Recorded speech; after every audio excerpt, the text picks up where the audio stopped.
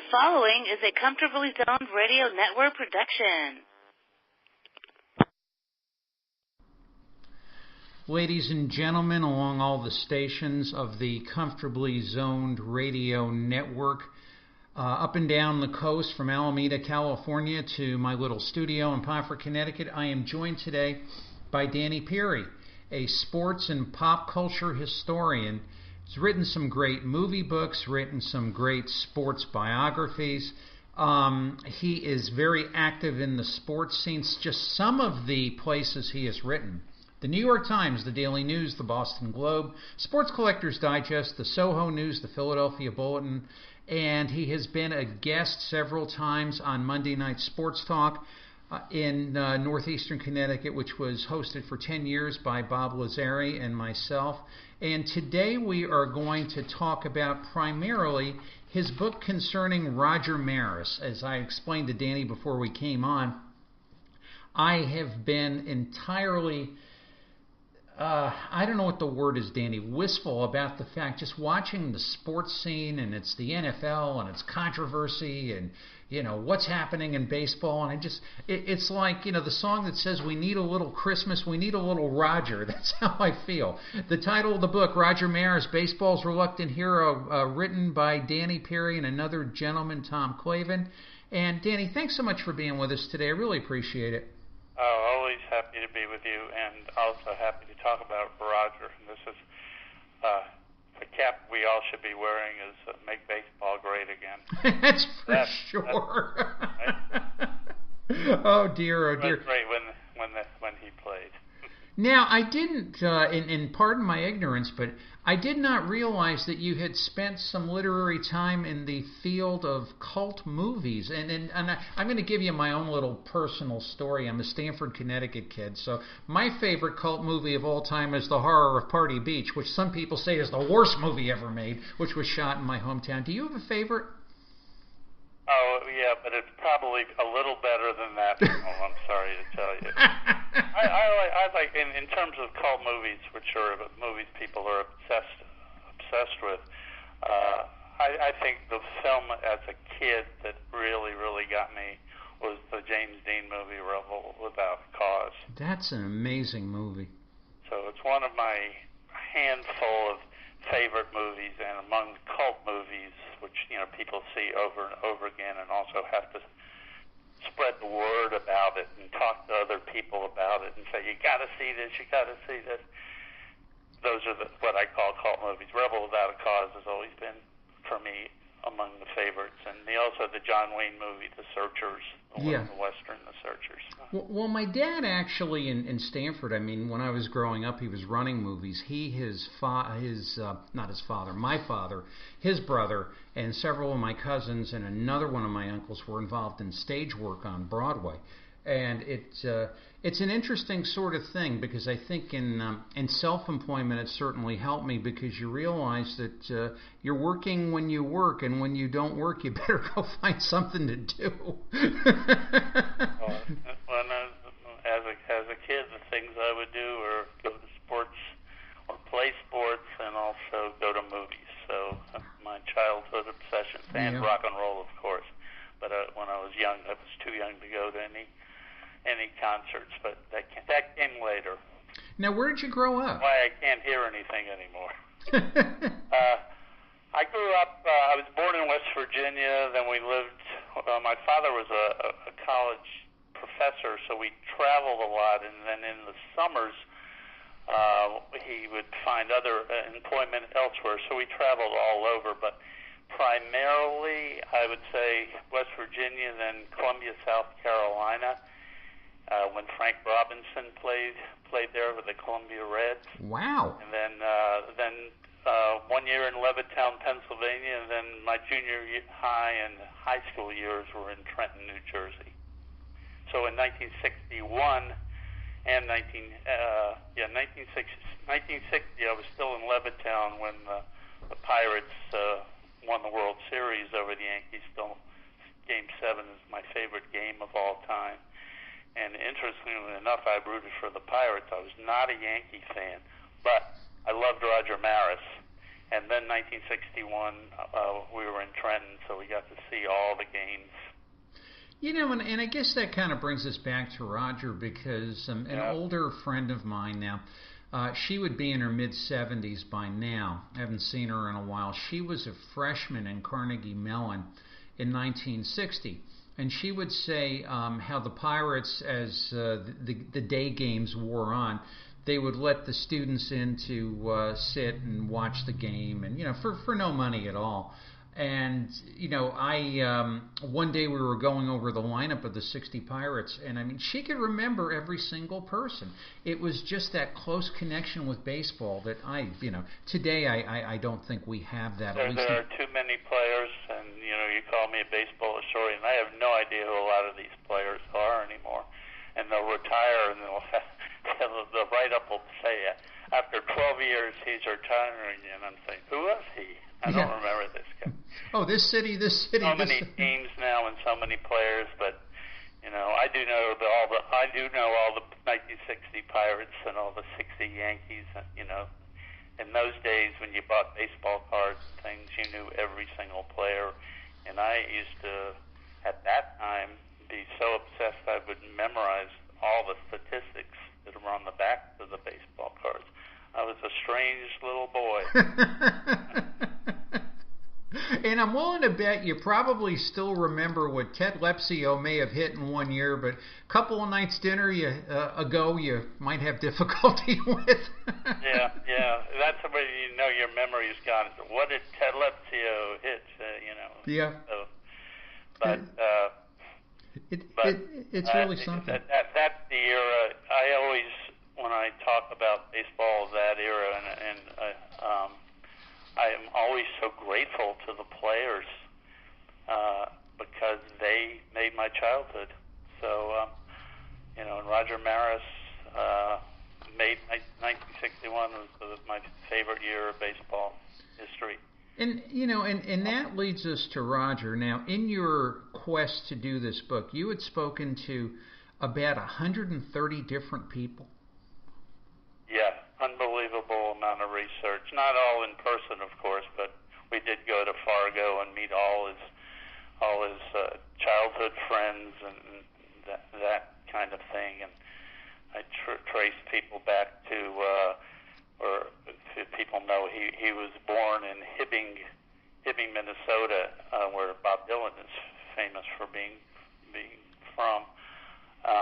And I found people there who are still there, and they remember going to school with Roger when they were in the first grade and stuff like that. So I covered pretty much his entire Tom Clavin and I covered pretty much his entire life from when he was born until he died. Naturally, the beginning of the book, which is very confusing, because as I joke in the book, everybody in his family and extended family all seem to have the same name, and there's three names.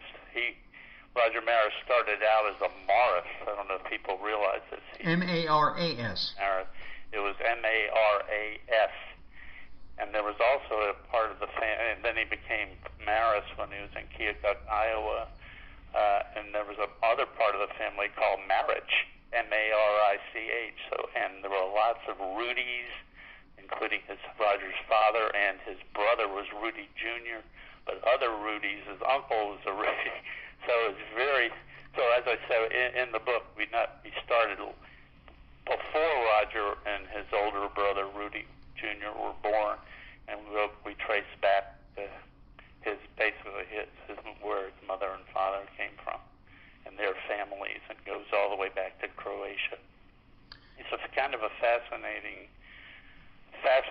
story, and the reason I really wanted that early stuff and all the family dynamics in there is Roger himself, who had a very strange personality, the nicest guy in the world, but also thin-skinned and paranoid and very secretive. It all came from what I said was the family dynamics from preceding him, and that's what all led that Roger was he was a product of that. Now, what was his upbringing like? I mean, I remember him, as far as in pretty much following him, through my waking years as a baseball fan. Very, as you say, reluctant, modest, dependable, a baseball player that took his trade seriously, dignified. Was he raised in a strict environment or a religious environment? No, not exactly. His a lot of don't feel badly. You don't know a lot about his childhood, is because part of what Roger was I mentioned was secretive. He actually would tell people I was born in Fargo, North Dakota, which is one of the places he lived. But that came later, and he sort of ignored where he actually came from, and he couldn't understand why reporters would even want to know anything about his personal life. Where did you come from? He said, Fargo. I was born in Fargo, which was a lie. And he just didn't understand why he couldn't just say that and get away with it. And he always said his name was Maris, M-A-R-I-S, and he never mentioned it. And his name used to be M-A-R-A-S.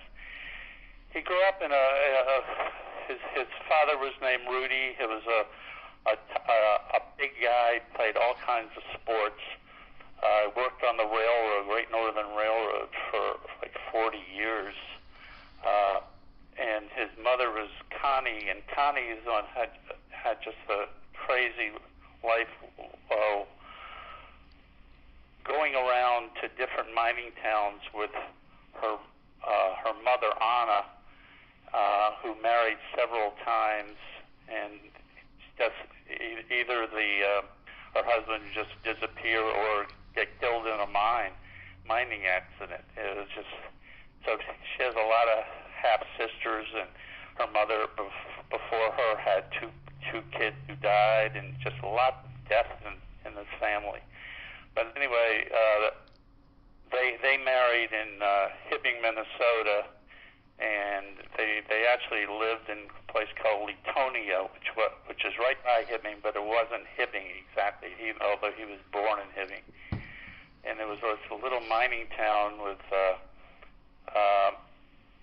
I guess no indoor plumbing kind of place, just a very small place, and chickens and cows running around the whole neighborhood. Dear. And the locations were mining excavation sites, and it wasn't even a town proper, but that's where they lived. And they were loved by their parents. Connie and Rudy were loving parents, except Rudy and Connie never got along.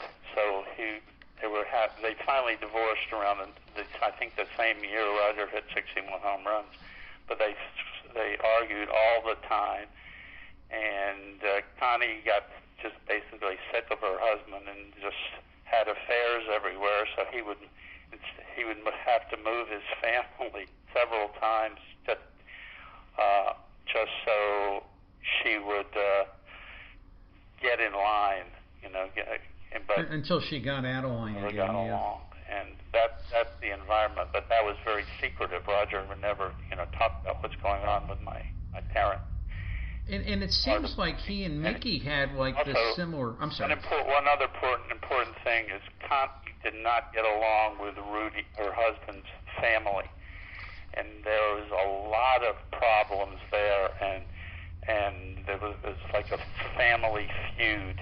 And when they changed their name to Maris, Roger, that he was already a young adult, would never talk to them, the M-A-R-A-S part of the family, because of his mother. And so there was always this thing going on with the family, a divided family, and just a lot of bad stories between all of them.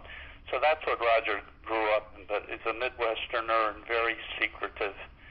As I said, they moved from Hibbing to Grand Forks, and then finally to Fargo. And he actually had a really nice life in Fargo. Unlike his older brother, he could make friends and he had a lot of friends, and I met them all, and they all just loved Roger. They said the nicest guy, the sweetest guy. But if you ever betrayed a trust with him, he would never talk to you again. And that was the way he'd always be. He never was thin-skinned, and he didn't trust people, including what happened later on with the press when they crucified him, and sort of destroyed his life for many years.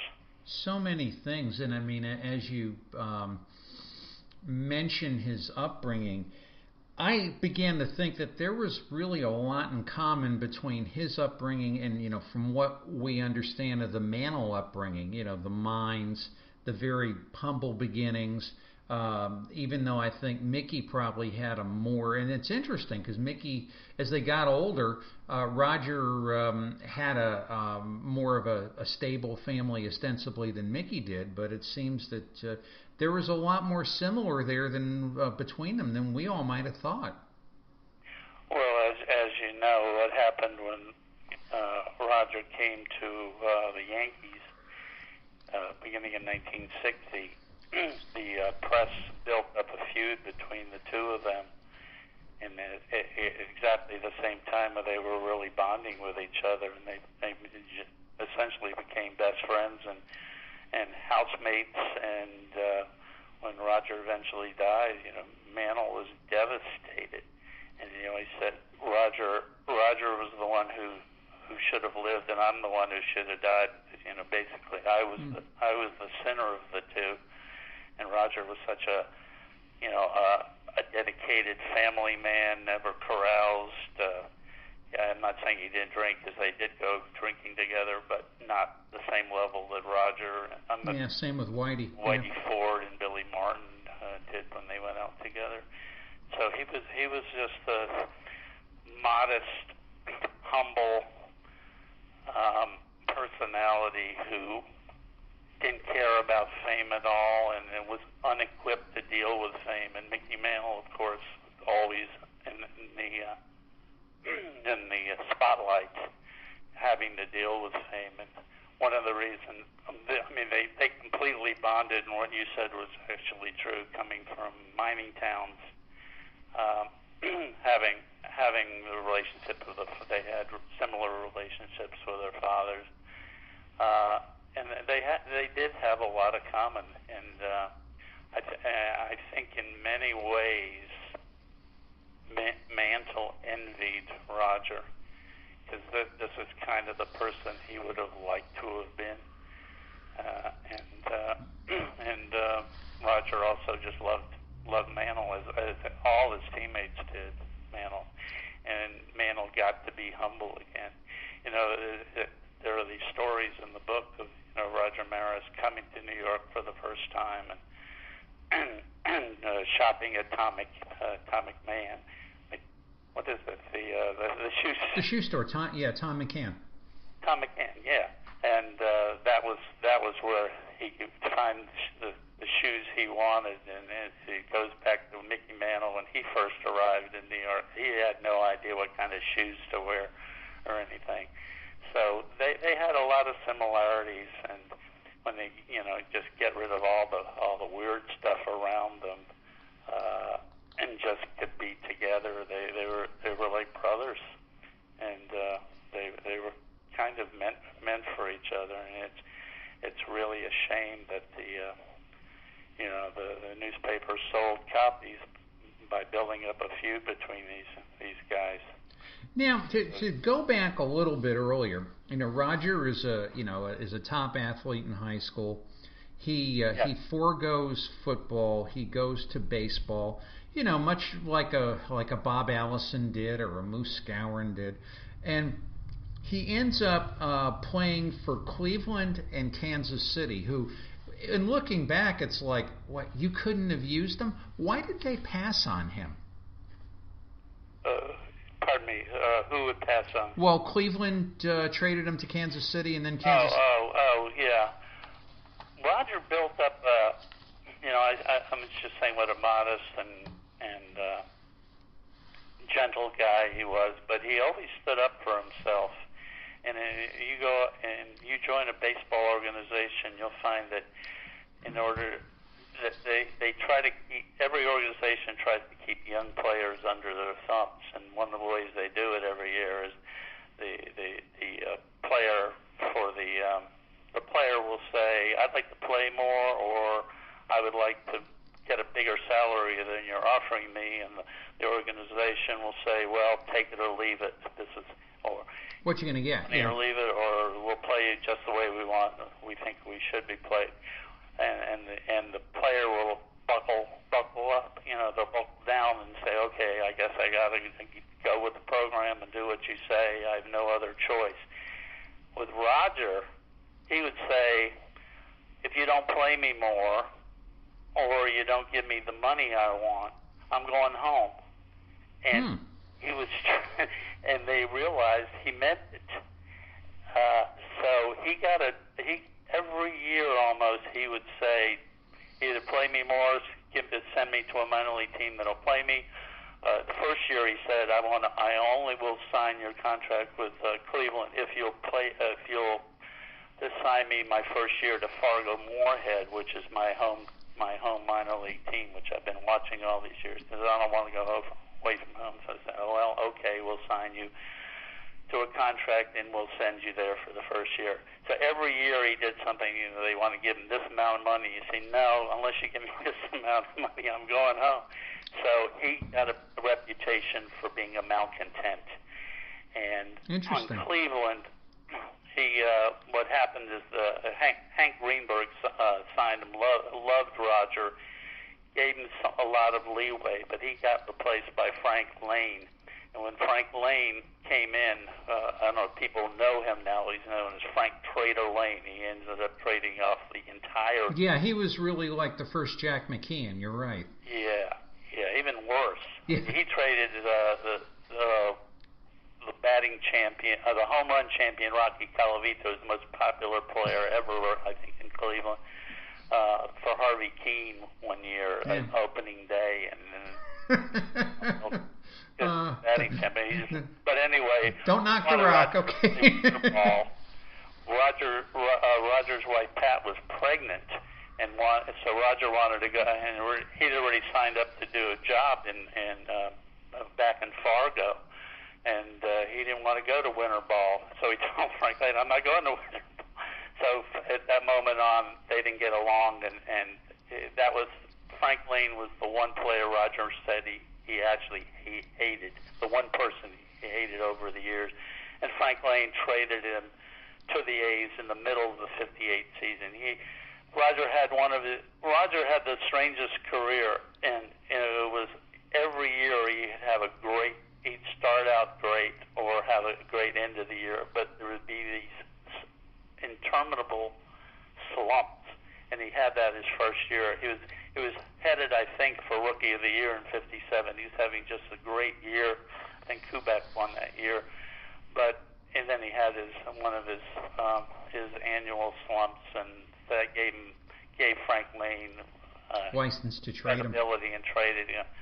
And my favorite ball player of all time was Vic Power, and he was on the A's, and that was part of the trade. Maris went to the two main guys. Maris went to the A's, and Vic Power went to the Indians, and that was the big trade. And then, meanwhile, during all this time,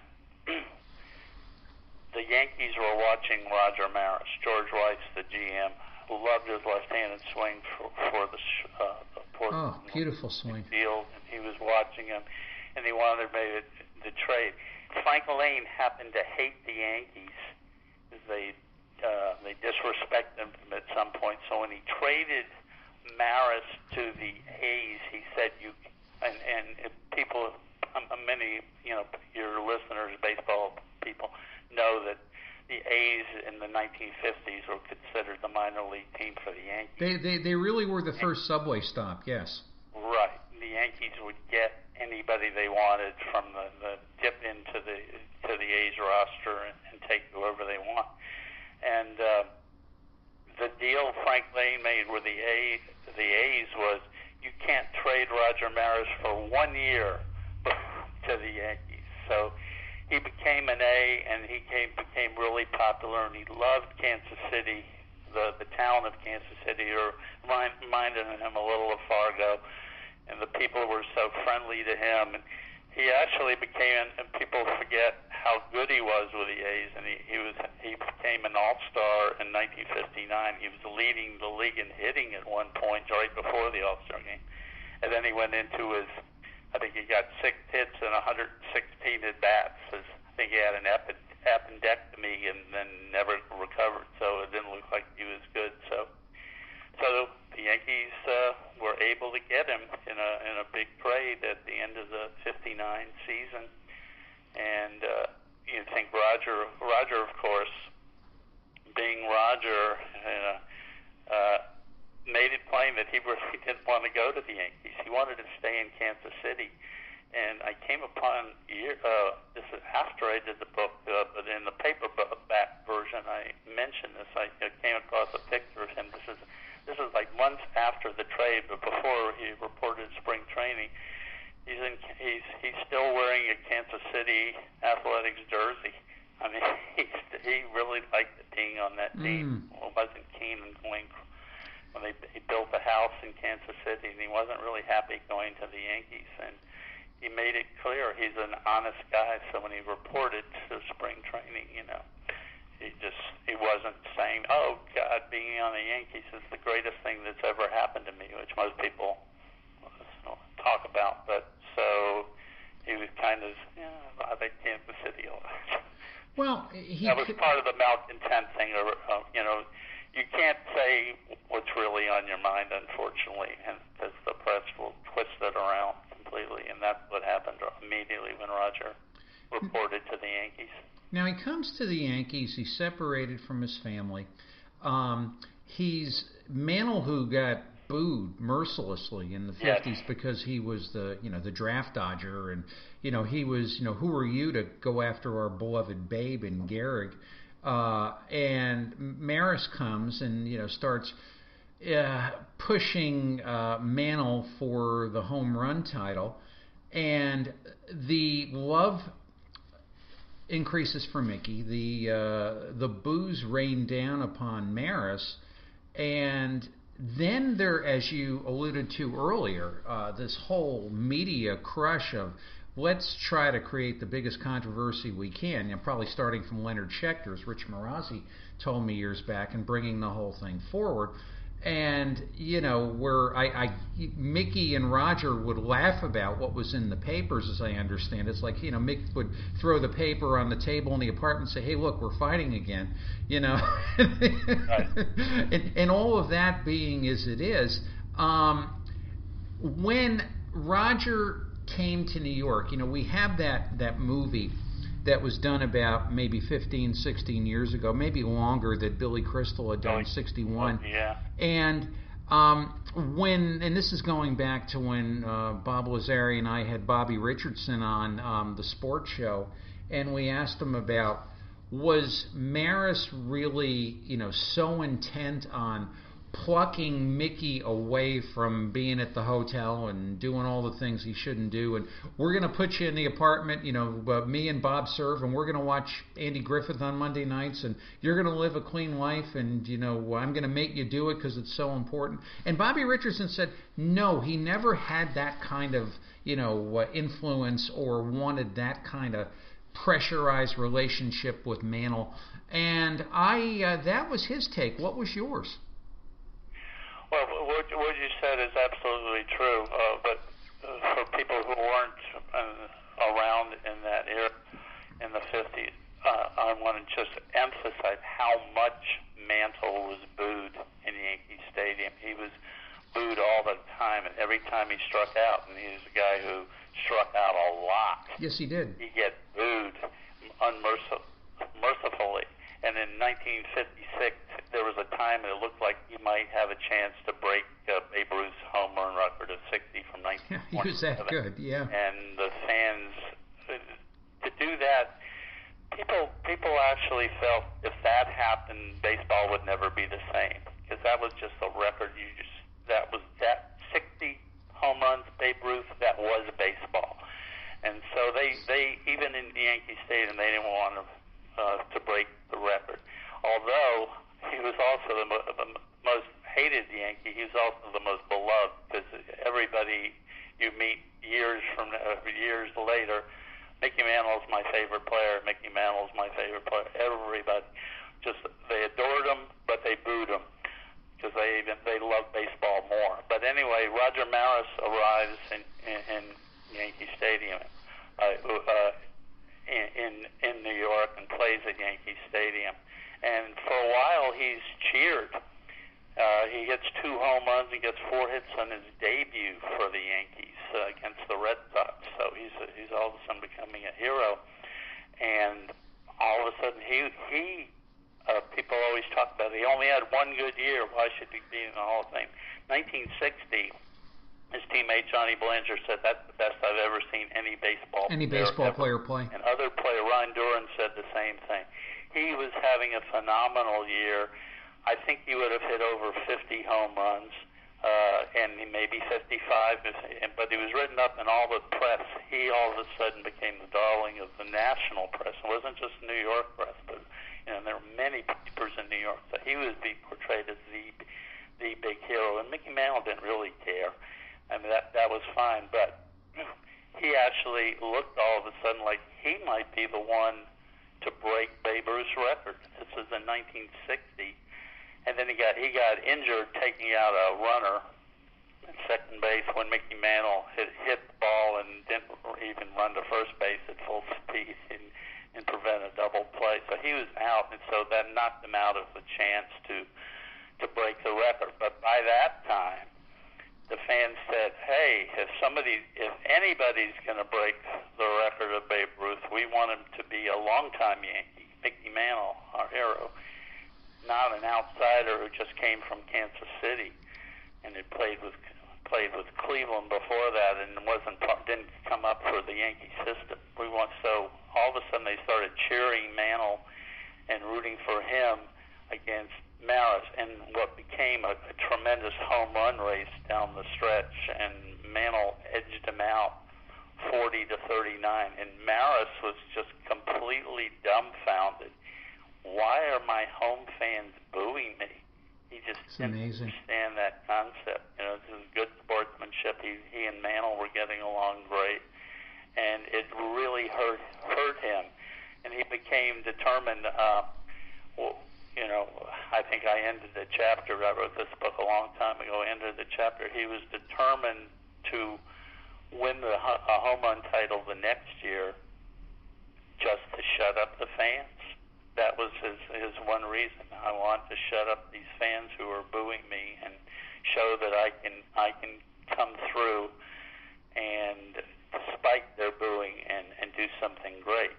So he won the MVP award in 1960, and there was another one. He just beat out Mantle.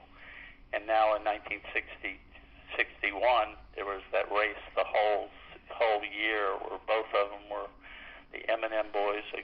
Both had a chance to break Babe Ruth's record, and Mantle probably would have been right there with him, except he was ill at the end of the... Yeah, was shot in the hip by Dr. Feelgood, right? A bad doctor. and Mel Allen, I think, was responsible for that. That's when they moved in together. They moved in together in '61, and they put them all up. He and the older Bob Serve out there with them, and as I said, they loved each other. They sat around. They would watch the Andy Griffith Show, and Mantle would put on his country music, and Maris would put on his. He was a fan of Dixieland and jazz, and he had esoteric tastes for ball players, and I just they got along great.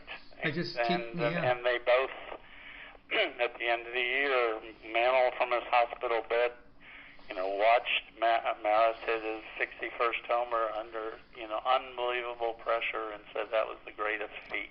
Well, and that's the thing I wanted to talk to you about. I mean, it's like today, if I want to get the news, it's like I feel I have to get it from 6 different channels, because it's like One will give me a partial truth, another will give me a partial truth, another will give me maybe a little bit more truth, and then I'll sort of put it together and sort of develop my own opinion of what's happening.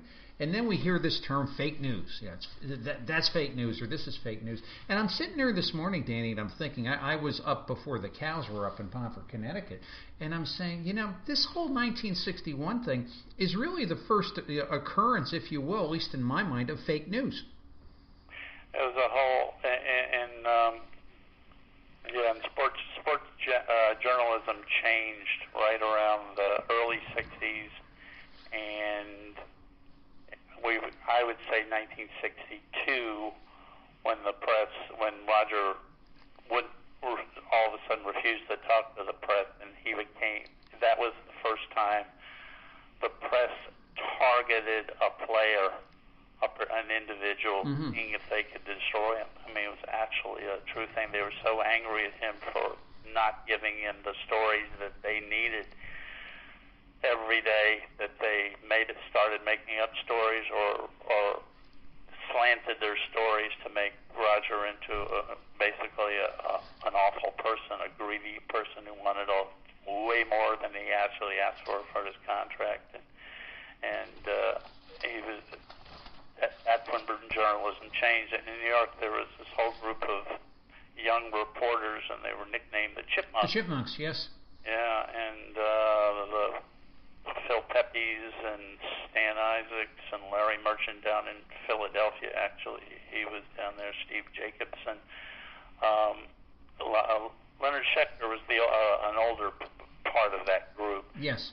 But they, and Maury Allen of the Post, who was, I knew Pepe pretty well, and I knew Maury Allen well, and Maury Allen really helped me with his book. He's the late Maury Allen. And he admitted, he said, we went after him, and I'd like to apologize to Roger now. They became friends years later when Maury did a book on Roger. Maury, when you met him, was always a very sweet guy. Merciless toward him, and they it was really unfair what they did, and he was very apologetic. He said, what we did to him was just, it made baseball no longer fun for this guy. But it happened. 61 was he had national press around him every single day. Hey, Roger, are you going to break? Yes. Record, are you going to do that? And just every day. But and 62, this is when all the Yankee fans who booed him for trying to break Babe Ruth's record, the second year they were booing him because he wasn't going to break his own record. And the press was really unforgiving of that. They'd ask you, hey, Roger, you going to break the record again? And he said, are you nuts? Roger would say that. Are you nuts?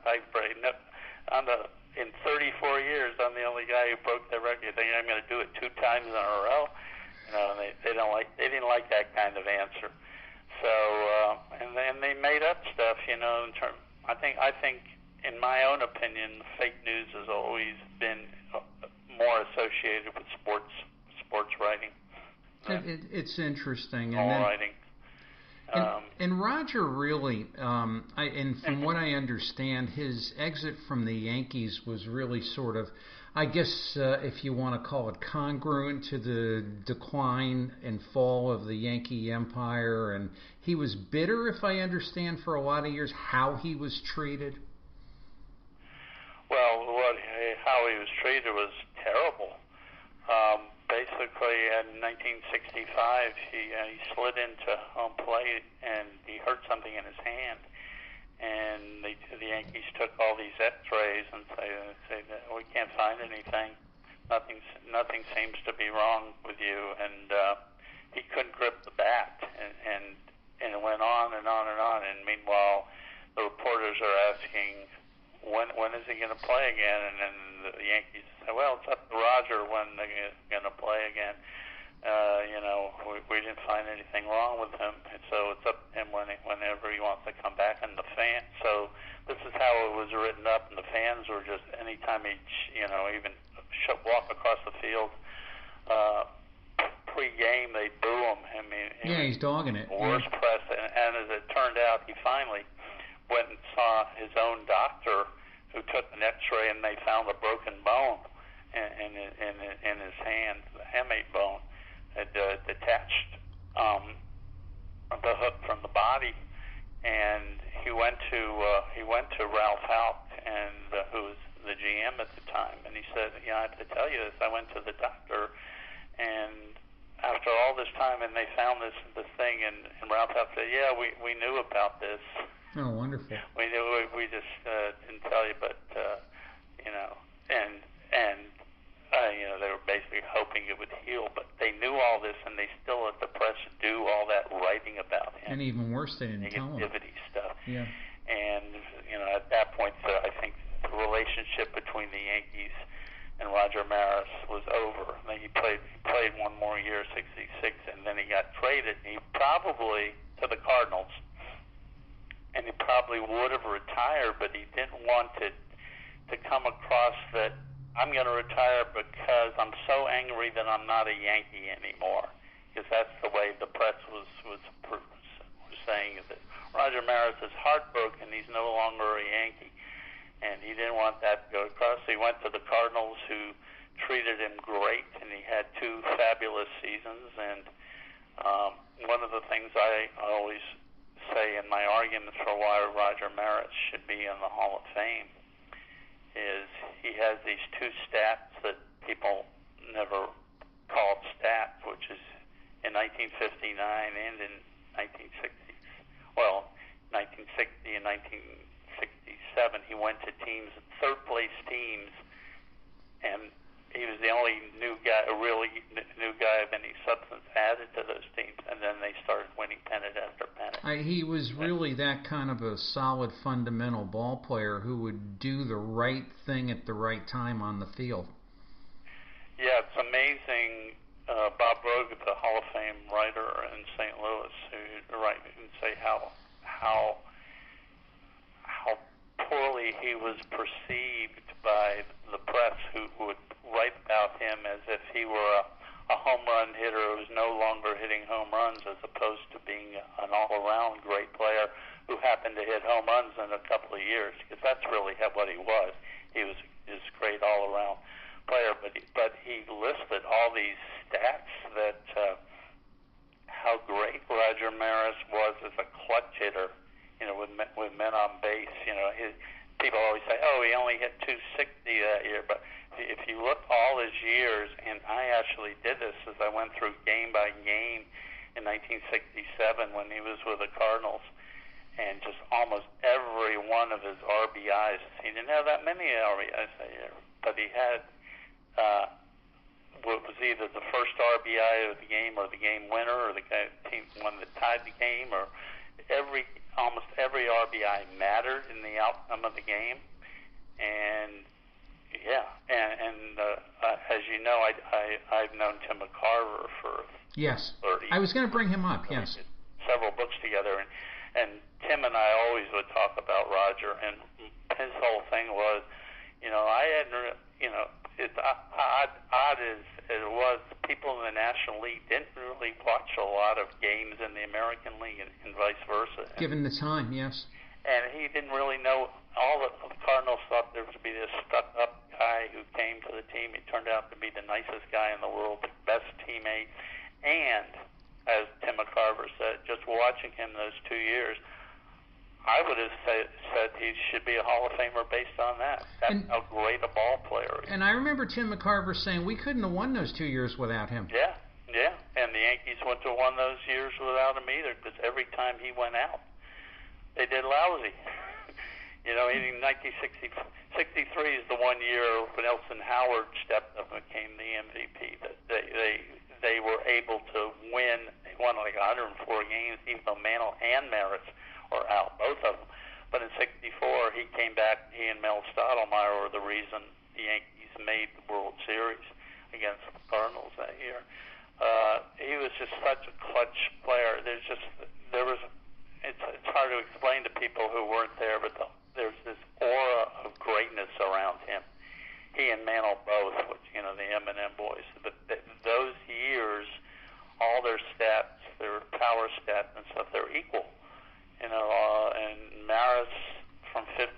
to 64 was the among left-handed hitters in baseball. He had all the stats were in his favor.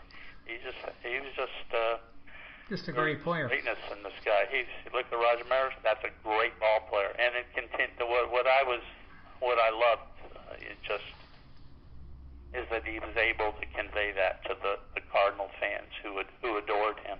There's no more booing in St. Louis. He ended up with 2 years of bliss.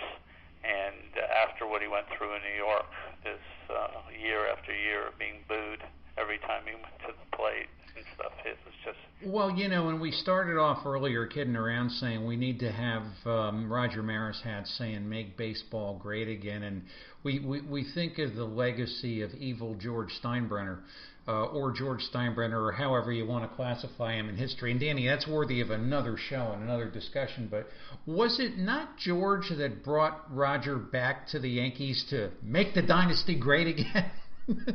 Yeah, well, George Steinbrenner had an evil side and a decent side, and that was what made him kind of intriguing. And Roger always made it seem like he never wanted to come back to Yankee Stadium. He was through with the Yankees, and then George Steinbrenner invited him back after the Yankees won the World Series in 1977, which is the first time they'd won it since 1962, and the M&M boys beat the Giants, helped beat the San Francisco Giants in the World Series. And so Steinbrenner said, let's have you and Mantle come back for opening day, and not Roger. I saw that on television. Yes. I'm just going to get booed. He still felt that, but he came opening day but only because Steinbrenner agreed to give some money to the school where his kids went, Roger's kids went, to build up a baseball field, which became the Roger Maris Field.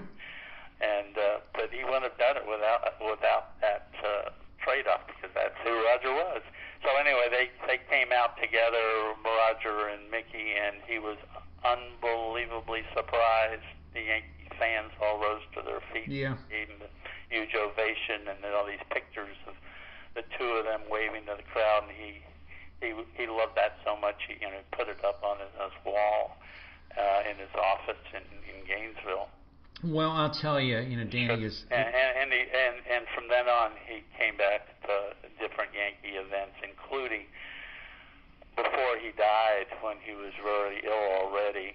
They put his number up on the wall and a plaque commemorating what a great Yankee he had been.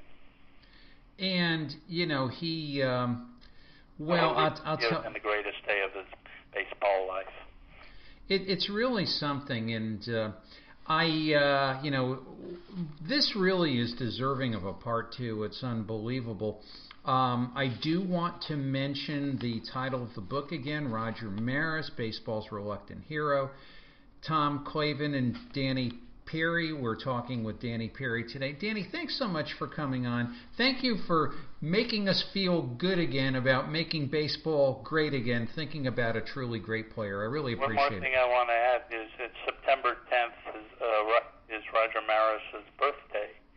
And part of this, we celebrate it. One of the sad thing is he would only be 84 now. That's the really sad thing. And he would still be just 84, and we could all talk to him and really find out what happened.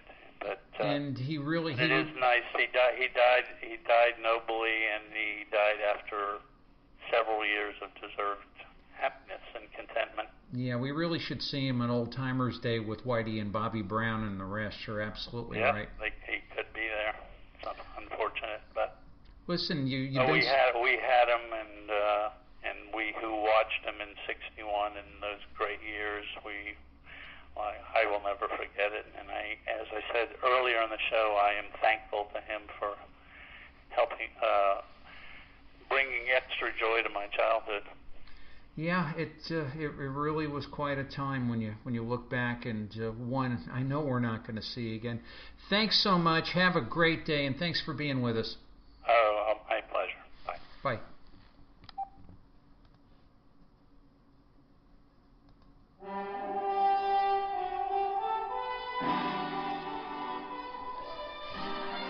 to all our friends and fans along the Comfortably Zoned Radio Network.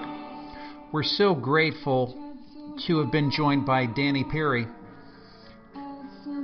speaking on the life of Roger Maris and such an incredible legacy. We're actually sort of running out of time here. We'll be back to you next week with another show as the incomparable Dusty Springfield takes us out. So, in the words of the late, great Dan Ingram, Kayuskade, have a wonderful week. God bless. We will see you very soon. Thank you for being our friends and fans of the Comfortably Zoned Radio Network and my show, Tony D'Angelo's PM Coast to Coast. Take care, everyone.